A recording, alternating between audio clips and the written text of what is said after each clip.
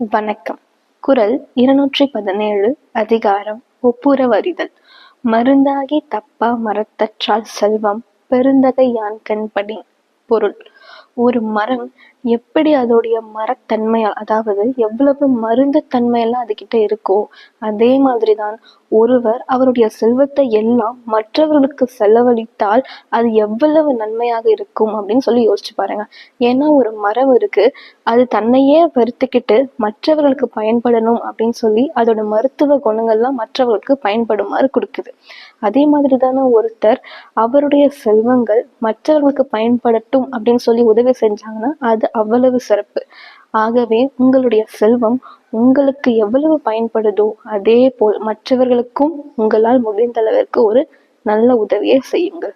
உங்களது பிள்ளைகளுடன் தினமும் 10 நிமிடம் உரையாடுங்கள். நன்றி, வணக்கம்.